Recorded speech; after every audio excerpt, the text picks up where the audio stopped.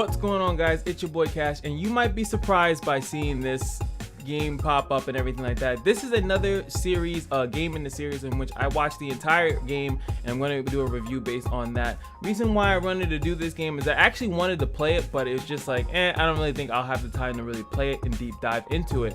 But I happened to find a beautiful young, I don't know, because he has no webcam when he's playing, and there's no commentary. This channel is actually pretty cool, and I love the way that this guy played the game. Like I said, actually I don't know if it's a guy, but I'm just gonna assume he's a guy because his name has Josh in it. So the channel that I found is Joshy Ball. It's no commentary gameplay. Not only did he actually play through the entire game in one, it's like a whole 9-minute video you see here, but as you can see, he also like breaks down each individual parts in case you're looking for a specific scene that you find.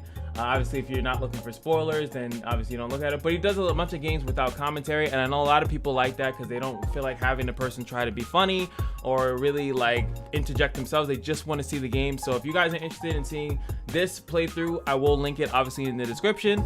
But just wanted to let you guys know where I got the gameplay from. So I will be going through a very, I guess, pretty short non-spoiler section, because these type of games, it's really hard to not do spoilers because it really, how the game is played is really everything.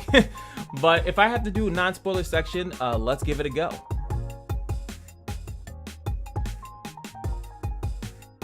First off, I would just like to say I think this might be, and I'd have to really rewatch Life is Strange 2 to really get this, but from what I watched in Life is Strange 2, played Life is Strange 1, I have to say I think this might be the best one in the series. Outside of what I think the ending is, the ending that I felt was a little bit funky in this game, but outside of that, right, I think that this game has the best. The reason why I think this is the best Life is Strange is specifically because the way that the powers work, and luckily these are all in the trailers, so I'm not really spoiling anything, but pretty much the main character's name is Alex Chen, and she has the ability to like kind of view your emotions or things of that nature.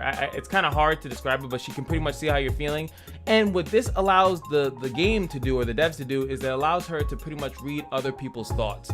And I think that that's really important because in most other games, you only can hear the thoughts of the main character, what they're thinking internally, and they hear someone say something else out loud, and then they say something internal to like kind of respond to it. I think it's really different and cool in this game that that's actually not the case whatsoever. So she can actually listen to other people's thoughts, and then really you kind of get the whole idea of seeing people act one way, but they really are thinking something completely different.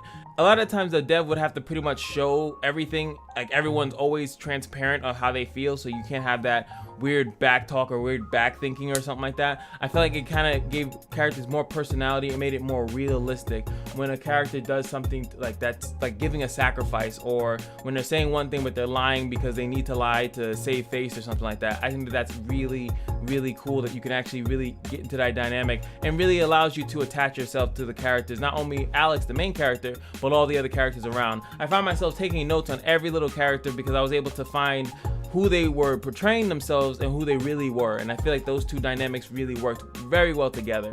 Another thing, obviously the game kind of tells you that someone dies, and I feel bad because Life is Strange, everyone died. There's someone dying within the first couple hours of a Life is Strange game. It's just how it is. Now in the beginning, and Max in Life is Strange 1, she prevents a death from happening, right? And then spoilers for that game, right? you try to avoid spoilers in the non-spoiler section of this game, but you get it in another one. But she tries to prevent someone from dying in Life is Strange 1, and you make a choice at the end of the game to if you want to have that person stay dead or keep them alive because you want them pretty much to be alive. I don't remember the ending of Life is Strange 2, but I'm pretty sure that it's a very similar. But in the beginning of Life is Strange 2, someone dies and it causes something to happen. Now, in the beginning of this game, you actually start off with the powers. You don't like, they explain sometime eventually how you got the powers or how she's controlling it. She actually keeps like a journal in the game, which is really cool, describing every time she had to use her powers, in what way, and then who she used it on and what she got from it. Start off with her being sent to her brother because she was in the foster care system for several years. The game details exactly what that's about, how she got put into that system, and that's kind of a big deep into the game and how she gained her powers. And like I said, it's all tied together. But I think that most of the trailers let you know that her brother dies pretty much in the when she gets there. Her brother's name is Gabe. The whole game, as it shows in trailers and stuff like that, is to solve the mystery of how Gabe actually dies. And you really get into that, and it's a pretty decent, that's kind of like where I find like the slight weakness of the game is it's pretty obvious what is going to happen, but there is a twist that allows you to be like, oh snap. And at least I remember in Life is Strange 1 there was a twist, so I was kind of expecting Life is Strange True Colors to have a twist as well. I was thinking like, okay, where is it coming? I know it's coming. Something weird is gonna happen because everyone is too nice or too good. Like, who's the bad guy? It's because it's like real life. There's no like obvious person with a major plot that's the bad guy. There has to be a sneaky bad guy, and I feel like in these games. But I really like the twists and turns in the game. There's one thing that I do want to mention and that I really thought was cool also is like the ability to play like other games inside of this game. Now a lot of times games do this, like if they have an arcade you can play it. I just wasn't expecting it to be in here. There are scenes where you can like play like it's not pinball, you can play another game inside this one, and it's like it allows you, I don't know, I like when a game does that. It kind of brings realistic, because in this game what they could do, they could have just allowed you to like see them playing a pinball machine or arcade cabinet and just saw them playing, and then that was it. But you can actually get a high score in those games, and I thought that was a pretty cool touch. Okay, fuck you. I want a rematch. This is a pretty cool one when they're actually playing foosball. I'm not gonna show the whole match, but I thought it was interesting that they even let you do it. So you better focus. I am focusing. Good. Wouldn't want you to get distracted or anything. Certainly not. You can see on the bottom, you can see the actual buttons and stuff like that. Like, really cool touch. The second biggest thing, game that you're able to play is kind of like an RPG game. Now it's actually called LARPing, which I wasn't too I wasn't too familiar with that. It's considered live action role playing, and what they meant by live action is like literally like you're all dressed up in cosplays or something like that, and you actually are in an area where a bunch of people are participating, and you are actually fighting. Now again, they could have just had it like, well, we could just show them acting things out and that's fine. There's a reason why they are doing the LARPing, but like just to show you guys how cool is what they decided to do. Now this is like one of the scenes where you see Alex Chen and another kid named Ethan. You'll find out who that is. A direwolf. Shit, what do we And they're do? dressed up in cosplay, We have to fight it. and they're gonna fight a wolf, which is obviously a guy.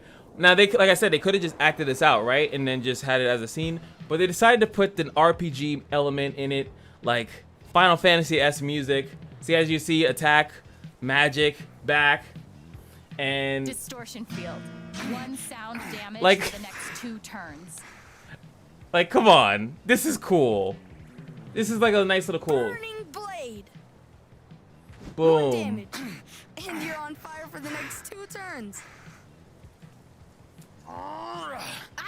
2 damage. 2 damage. Now he's taking the. Still on fire. Yep. My ears are ringing. Like, you have to admit, like, for them to take that extra care to do it, like they didn't need to do that. Like I said, they could have just kind of had the acting out, maybe have like some dialogue choices in there. Like the most of the game, you just make some dialogue choices. I don't know what's wrong with my speech today, but I think that they really could have just did that. They didn't have to go above and beyond and like kind of like do that. And I really it really brings the game to life seeing that. Now, of course, it gets a little bit crazier later on, but I'm not gonna spoil that. I'll leave that to the actual spoiler section. But as far as just the non-spoiler section, where I kind of want to end, because I definitely want to deep dive because I want to talk about the story, I think that they did a fantastic job with this game. I think it's definitely worth getting, especially on a sale, or as my friend at work has been saying, what is it, like you just get a game on sale, or sorry, pre-owned, and then you just return it after you beat it. Because this game, even in this playthrough, as you can see, he did a full playthrough, and it's about 9 hours. You could probably beat this within a day, or actually, well, I hope you don't sit for 9 hours, but like maybe 2 days, two days, or whatever, within the return policy most likely, and then return it and get your money back. I don't think that there's any real reason to kind of hold on to a game like this, because it is a kind of one and done. Now, of course, these games have like DLC. I think I saw on his channel there's like a ultrasound waves. Ultrasound. There's like certain DLC or an expansion that they put onto this game, probably to deep dive into another character. I also think that watching it like the way that I did is pretty cool to do as well, because it's just so story based. The game plays, at least the way that this guy edited it, and I kudos to him, he made it seem like one flowing thing, and I kind of liked watching it as a 9-hour experience, to just watch it straight through instead of just watching like parts and then you got to deal with the person. And the way I currently do my playthroughs, I kind of liked it as one flowing thing, no commentary, so it kind of felt like I was actually watching a Pixar game, a movie or something like that. I think that that was a really nice touch. And no, he doesn't like skip over things, but I did think it was a nice touch to just kind of see it in one flowing thing. But I know like some people like to kind of know, oh, I was on part 5, I was on part 6. This one you'd have to kind of remember, or hope YouTube remembers your place to know where exactly you were within the 9 hours. So I can see how people don't like that as well. Definitely recommend checking it out, watching it, or buying it, whatever it is. I don't know how much the game is currently. It's probably, or it will eventually go on sale. These games always go on sale. They'll probably put it in a bundle with 1, 2, and then you get that game. I think they actually already did that, if I'm not mistaken. So it's definitely worth taking a look out. But to give you guys more, unless you know me to ruin the entire game for you, let's go into the spoiler section.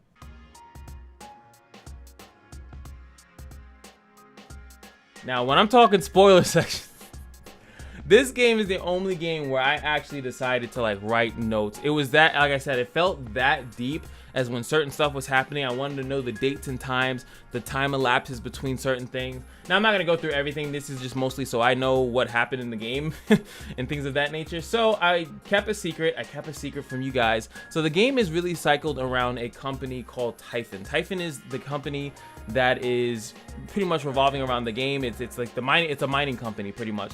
Now, the accident happened is that Gabe gets killed in a mining accident. Pretty much he's in a restricted area, right? He's in a restricted area, a mine blast goes off and he dies. Now the premise behind that is that the people around feel it wasn't an accident. The reason why they feel like it wasn't an accident is specifically because Gabe calls the Typhon helpline or whatever like that and says, hey, we're gonna be in the area, call off the explosions, the mining that you guys have to do. We're going to be in the area. They said yes, okay, we're going to do that, and then they ended up not doing it. So there was a reason why they were not able to do that, and then you pretty much are then, that's where the whole mystery comes in. Like, why didn't they call off the blast, which caused an injury, a death? And the other issue is that Typhon is pretty much trying to pretend as though that wasn't their fault. They're trying to cover something up and all this stuff. Like it becomes like this really crazy deep dive. But what I said in the spoiler non-spoiler section is that it's kind of obvious, because it's obvious that Typhon is the issue with the thing, and we know that.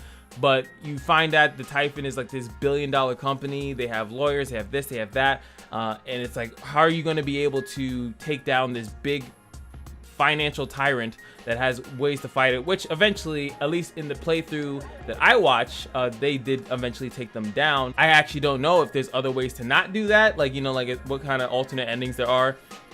I do want to say that most of these games have the illusion of choice. There is some things that you can manipulate, like at the end, there is some manipulation based on the characters that you encounter, whether or not they're going to, you know, side with you in the middle of a meeting on whether or not to take down Typhon or not.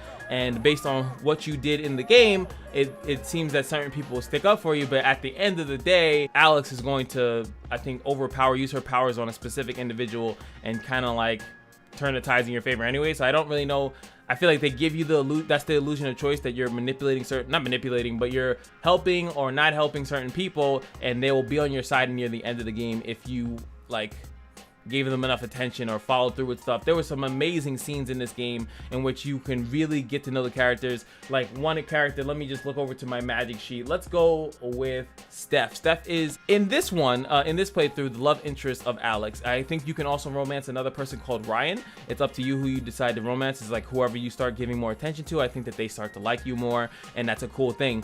What bearing does it have at the end of the game? I think that person just automatically sides with you at the end of the game, and maybe you can hug, kiss them, or, you know, be more affectionate towards them, in comparison to one character that I've seen that did not, out of Ryan and Stephanie. So Stephanie was the favored one in this one. Ryan ends up at the end of this playthrough not siding with you at the end. Now I wonder if you were to romance Ryan, would he be on your side at the end? And then Steph is like, I don't know, this chick is crazy. that's pretty cool. But again, like I said, it doesn't technically matter because she just mind jutsus the guy anyway. Another character who you find out to be the actual issue and problem, which I even though it's the spoiler section, I feel like not ruining that because I really feel like that's like the whole thing. It's like the really big catch, the whole purpose of playing the game. Other things that I wanted to mention is how she started to use her powers, and then there was 2 instances where she's actually able to like really invade and take away and like kind of take away stuff. She only does it twice, and I think that was kind of an issue for me. I think that would have been something I would have liked to see more often. And one time she takes away someone's anger, and then another time she takes away someone's fear. Then when she takes away someone's anger because they were really upset and like they were super pissed, rightfully so, they should have been.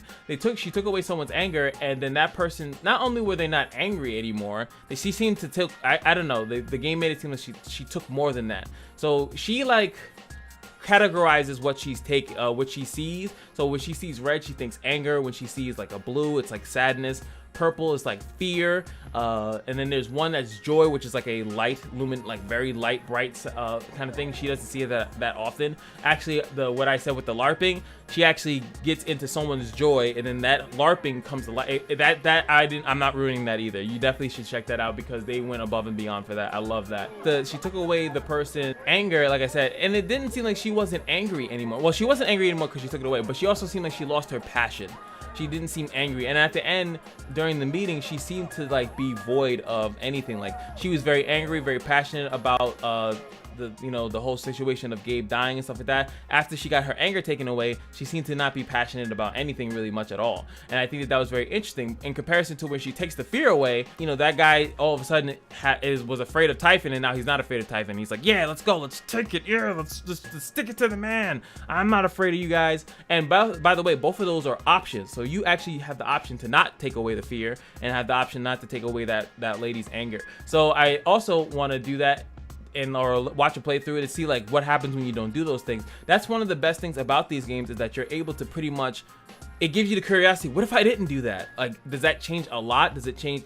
Like I said, you're not gonna really change the super outcome of the game, but you can change little other things that are maybe more important to you. Maybe you wanted Ryan to really side with you at the end, so you're gonna go through another playthrough and say, hey, I'm gonna change the way I played and how I made decisions to make sure that Ryan likes me, so at the end that he might side with me. And then that might not happen either. Another thing that I want to mention, that a lot of the stuff in the game does start to become, I would say, like, even though I think this game is really, really high rated, I think that there are some parts of the game where they really are just biding time. I think that the game actually could have been much, much shorter, but they wanted you to deep dive into certain characters. Like there's another character, Eleanor, she has like memory issues. She's getting Alzheimer's or something like that. And her whole involvement into the game, I feel like, was irrelevant. She has someone else in the game, Riley. Like certain characters are tied to other characters, and that's what makes them important. But sometimes you do like a lot, you can help these other characters out a lot more. Like another character, Ducky, you can help him out a lot more. But all it is you help them, and again, like I said, it just feels like it's kind of inflicting who is on your side at the end of the game. But learning, I feel like those experience, and I'm so happy that the guy playing the playthrough actually went through that. I loved it. I loved all the deep dives that he's gone through, but I could also see or perceive that someone else would be watching this or playing it and be like, dude, I do not give a flying fuck about this character. I just want to get to the end of the game, or I want to get to the next step. And that's another issue that I'm gonna have to bring up about near the end of the game, where something happens to Alex and then she has like a pretty much like a near-death experience, and then that is the time I was like, what? That is the time that they decide to kind of go into her past. Like she's, I guess, knocked out, and when she's knocked out, like fighting for her life, and like I guess like the pseudo purgatory, like she's trying to like find the will to live. They decide to go through her past for some reason. And I feel like there was another time that a game did this. Oh yeah, that's right. Last of Us 2 did that, and it started going into the past at random moments where you were kind of in the moment. And you were in the moment what was going on in the current timeline of the game, and then they went into the past and kind of derailed you a little bit. And I think that was the only thing that really holds this game back, was that something crazy happens and I'm like, woo, let's go. Alex almost dies, and I'm like, yo, what happens next? And then all of a sudden we're going through her past with her, the reason why, how she pretty much gained the powers and stuff like that. And I feel like that should have been addressed. And maybe it's not that I minded them going to the past, but I feel like that issue specifically should have been addressed way early in the game, if not in the beginning of the game. Because the beginning of the game, like I said, she just starts off with powers. You don't know why she has them, and you just have to accept the fact that she does. Life is Strange, they give Max powers pretty much because she sees a traumatic event and it triggers her powers, and you gotta get the glimpse that she was given that power specifically to spend more time with Chloe. It's like it kind of made sense. In Life is Strange 2, did I just mess it up? Life is Strange 1 is Max and Chloe. Life is Strange 2, the kid gets the powers when he sees his dad die. So like this one, like you don't really get to see how she really gets that. You just assume it's because of trauma, but they, for some reason, which you assume after watching through the game, but for some reason they decided to deep dive on it after a crazy, amazing scene near the end when the villain reveals himself and all this stuff. Alex almost dies to the main villain, and you're like, hey, let's take a trip at Alex's past. I'm like, wait, no, what? So that was my biggest gripe.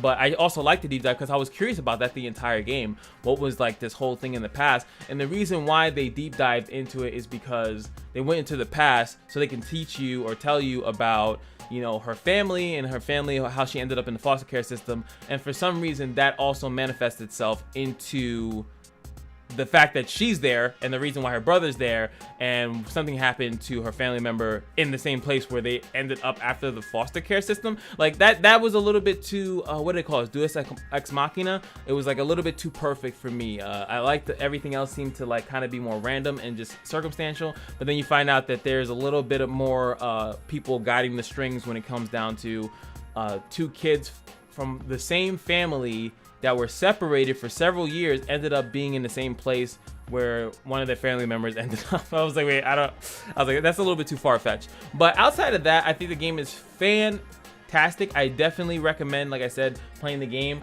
Like I said, I took a bunch of notes on a bunch of stuff. Like I was just like, wait, what is this? Because I wanted to solve the reason why I did that is because I know it's a mystery game, and I wanted to see if I can solve the mystery based on how characters were acting, even though I know everybody. There was the time when Gabe's wake, no, not his wake, his send-off was, and you could see the joy on everybody. Everyone's being happy and joyful. The only one person that wasn't was one of the Typhon reps who was at the wake, and that's how you like figure out that there's something wrong. The only person that's at this wake or this send-off or whatever is one person, and that was the company that was responsible for the death. So why are they so afraid of it if it was a real accident? So that's where they were, where they start to deep dive into that. So what do you guys think about this game? YFO's in the comment section below. Let me know how you feel about Life is Strange True Colors. Is this the type of game that you guys would play? I think it's something that if you definitely don't like these type of games, I think this is one of the better ones to start off with, because her powers aren't like too crazy. The time rewinding that Max had in the first one, I feel like might have been too much, and I felt like a lot of people didn't like it because you could make a decision in the game and then you could just change it. Outside of major decisions, like certain major decisions you couldn't go back and change. They pretty much progressed forward, and she had pretty much like a time limit on how far she can go back. So once you made a certain decision, you were locked into it. But a lot of people didn't like that you can like say something to someone and then all of a sudden rewind and then change your answer or like things like that. So some people thought it was like kind of cheating the whole experience of making a playthrough. But this one, they don't really do that. The best you could do is talk to someone, hear their thoughts, and then like maybe talk to them again, like now that you understand something, or now that she knows why you're sad, she might bring up something. She kind of manipulates a decent amount of people in the game, to be completely honest with you. Like she walks up to someone that's upset and they say, hey, I don't want to talk about it, and then in their mind they'll be like, I fucking hate ice cream, and then she'll be like, damn, don't you just like hate like sweet sugary stuff, like, I don't know, like ice cream? And then the person's like, yeah, I hate ice cream. You hate ice cream too? Like, so she takes the information and then like uses it in a way to like connect with people. So but it's kind of jaded, because like if you didn't know that information from inside their head, you would have never been able to make that connection. So she can literally be anyone's friend because she knows what you're thinking. So So hopefully you guys enjoyed this review, and like I said, if there's another game that you guys want me to review, and maybe if you want me to review it from a specific person that their gameplay was funny, like feel free to leave that in the comment section below. And that's M.F.O, and now you guys know Just remember to like, comment, and subscribe, and just remember that every day at the Kashino is your lucky day, and I'll see you guys in the next video. Peace.